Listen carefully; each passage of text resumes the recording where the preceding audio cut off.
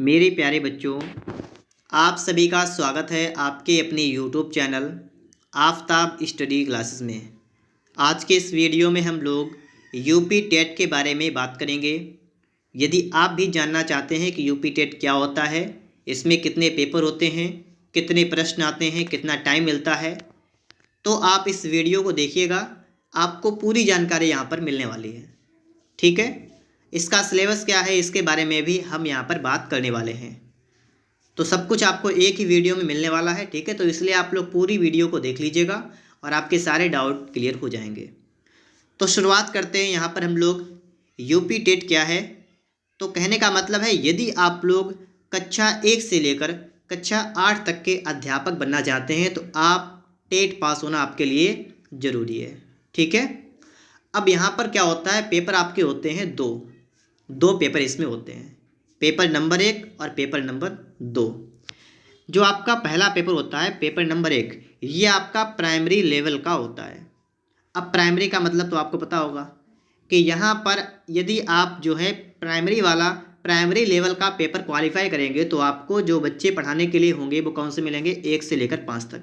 लेकिन इसके बाद में सुपर टेट भी परीक्षा देनी होती है, तभी आप बन पाते हैं अध्यापक। ठीक है, तो यहाँ पर प्राइमरी लेवल का अगर आप टेट पास करेंगे तो आप कक्षा 1 से 5 तक के बच्चों को पढ़ा सकेंगे। और यदि आप पेपर 2 क्वालिफाई करेंगे, जो आपका सेकेंड पेपर होता है वो आपका होता है जूनियर लेवल का, तो इसका मतलब है तो आप कक्षा 6 से लेकर 8 तक के जो है बच्चों को पढ़ा सकेंगे।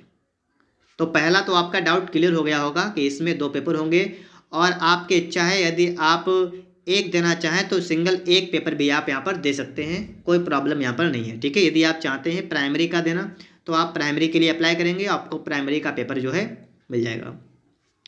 पेपर अभी तक जितने पेपर हो चुके हैं वो सभी ऑफलाइन हुए थे। ठीक है, और आगे भी देखिएगा, उम्मीद है कि ऑफलाइन ही होगा। अगर बात करें हम लोग क्वेश्चन की, ठीक है, तो आपको यहाँ पर बहुविकल्पीय प्रश्न देखने को मिलेंगे। मतलब कि ऑब्जेक्टिव जो आपके क्वेश्चंस होते हैं आपको वो यहाँ पर देखने को मिलेंगे। ठीक है, multiple choice questions MCQ type में, और जिनकी संख्या कितनी होगी, 150।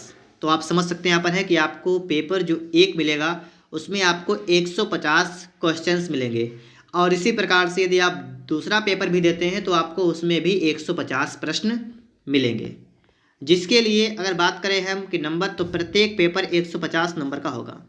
150 MCQ आपके मिलेंगे आपको पेपर में, और ये सभी 150 नंबर के होंगे। तो यहाँ से आप समझिए कि आपका एक प्रश्न 1 नंबर का होगा। ठीक है, इतनी बात आप सभी को समझ में आई होगी।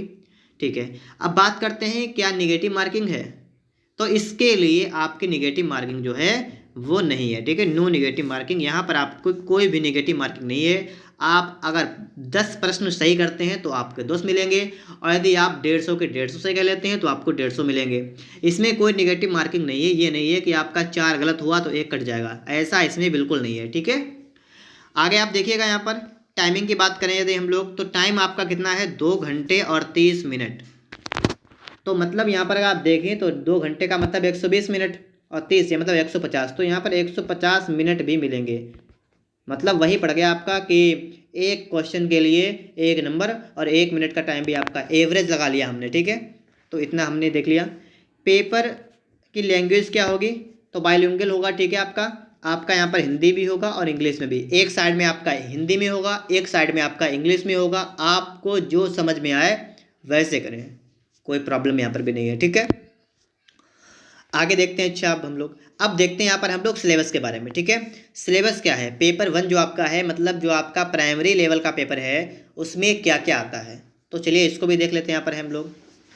तो देखिएगा, चाइल्ड डेवलपमेंट एंड पेडागॉजी, इसके 30 प्रश्न होते हैं और 23 नंबर के होते हैं।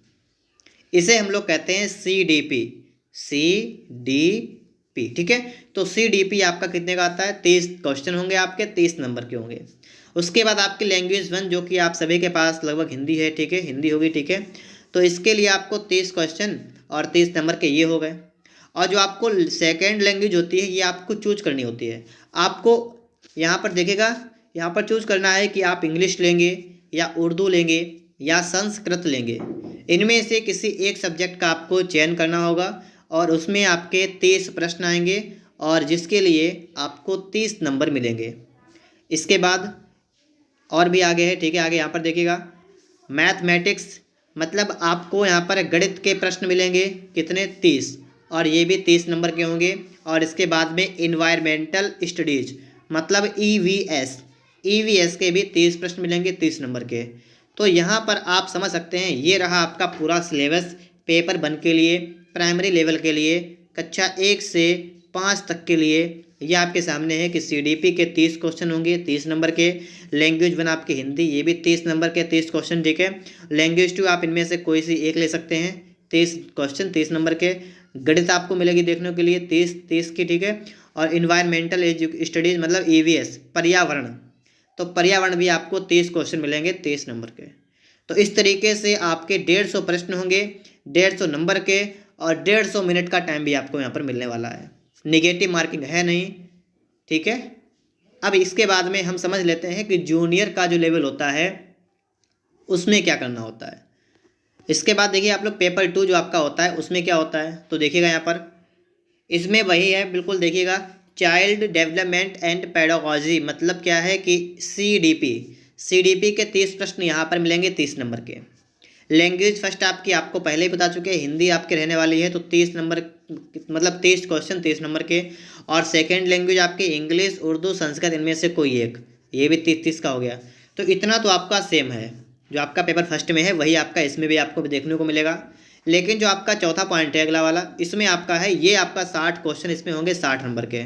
और यहाँ पर आपका क्या है, या तो आपके पास देखिएगा अब ये सब्जेक्ट के अनुसार है कि अगर आप मैथ और साइंस के टीचर बनने वाले हैं तो आपके पास मैथमेटिक्स एंड साइंस होना चाहिए।